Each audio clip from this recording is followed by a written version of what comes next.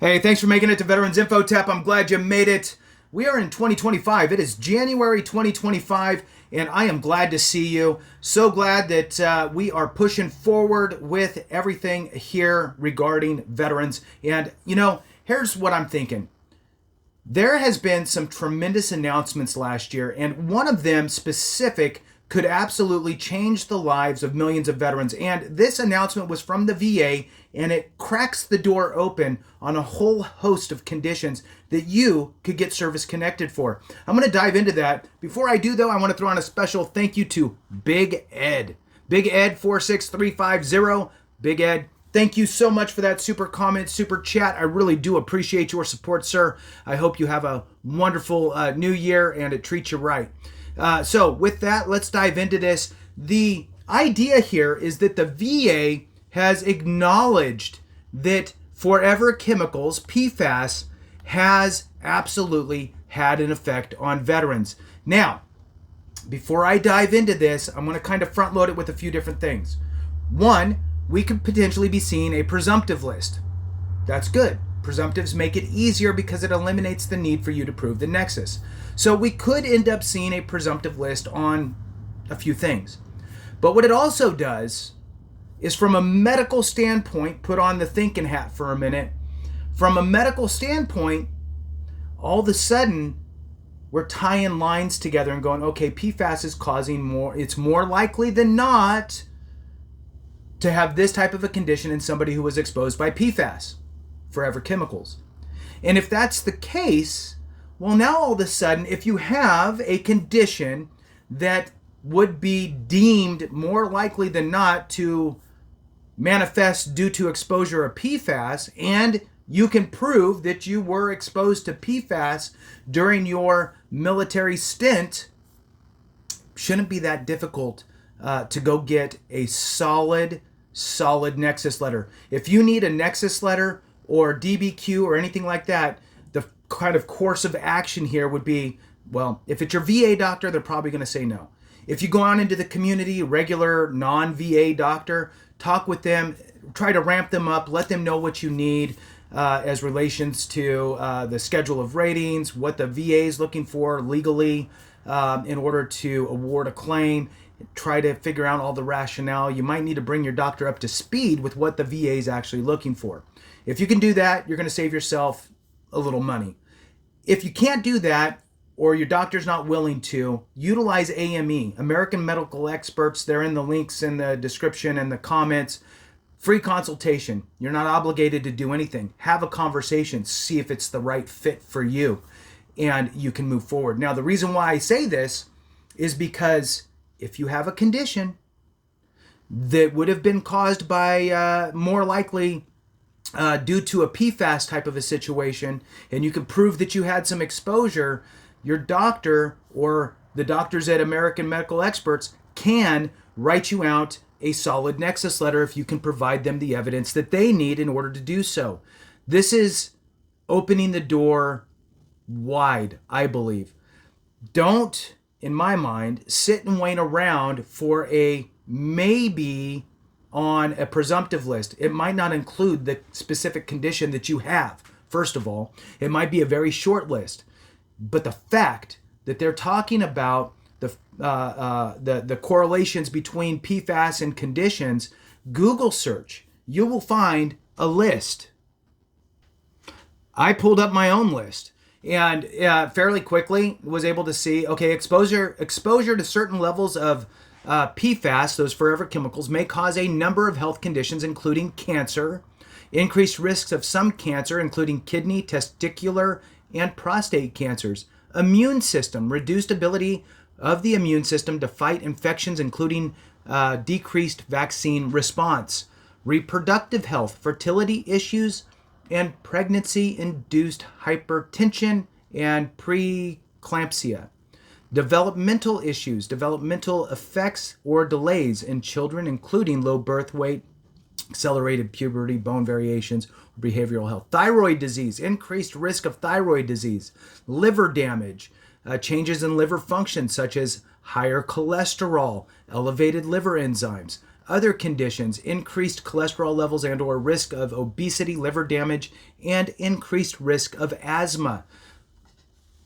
If you have any of those types of things, and I'll tell you what, you could probably continue to search and look for things, and you might see that there's a correlation. You're going to be able to go to a doctor and say, hey, look, I was exposed in this environment, and here we go, right?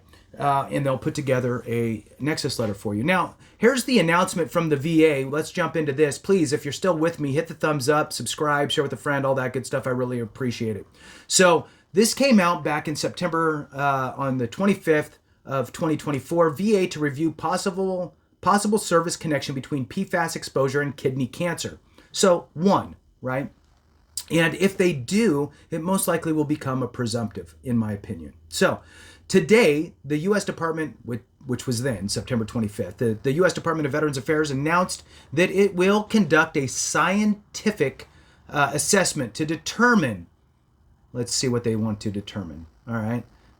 If there is a relationship between PFAS exposure during military service and kidney cancer among veterans. The scientific assessment, a process codified under the PACT Act, will help VA determine if kidney cancer should be considered a presumptive service-connected condition for veterans exposed to PFAS. Again, don't get hung up on, well, I don't have kidney cancer, so who cares?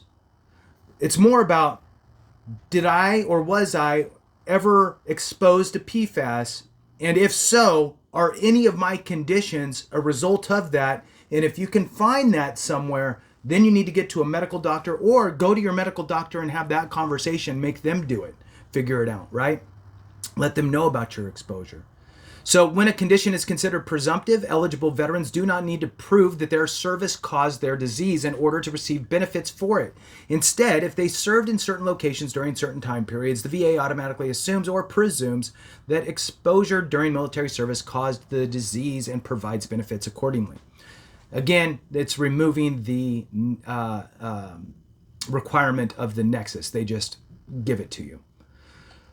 So moving on here, this review is part of the administration's efforts to expand benefits and services for toxic exposed veterans and their families to help advance the unity agenda and the cancer moonshot goals to understand and address environmental and toxic exposures and end cancer as we know it. As part of these efforts, VA expedited healthcare and benefits eligibility under the PACT Act by several years, including extending presumptives for head cancer, neck cancer, gastrointestinal cancer, reproductive cancer, lymphoma, pancreatic cancer, kidney cancer, melanoma, hypertension for veterans, and much more. Since the PACT Act was signed into law, VA has extended presumptives for more than 300 new conditions, including most recently for male breast cancer, urethral cancer, and cancer of the paraurethral glands. All right, so here's a quotation from the VA secretary.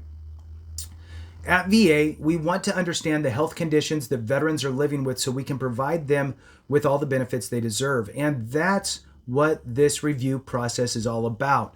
As a result of this scientific review, we may be able to make kidney cancer a presumptive condition for veterans exposed to PFAS, thus lowering the burden of proof on these veterans. But make no mistake, veterans should not wait. That's what I say. Veterans should not wait for the outcome of this review to apply for benefits and care they deserve. If you're a veteran and believe your military service has negatively impacted your health, we encourage you to apply for VA care and benefits today. PFAS, remember, those are the forever chemicals, are a class of over 12,000 chemicals and have been used in the military service since the 1970s. VA assessment methodology follows guidance from the National Academies, I don't know, whatever, of Sciences, academies. National Academies of Sciences, Engineering, and Medicine of other key stakeholders, and will consider available peer-reviewed scientific literature, veteran claims data, and other relevant data, regardless of whether the condition is established as a presumptive condition. Remember, it doesn't need to be a presumptive condition to file for and win a claim. If it's not a presumptive, you need to prove nexus, right? So your time in service, your condition, your nexus, the link between your condition and your time in service. If it's not clear cut, you need to supply some medical evidence through a licensed medical professional and get that nexus letter. All right, moving on.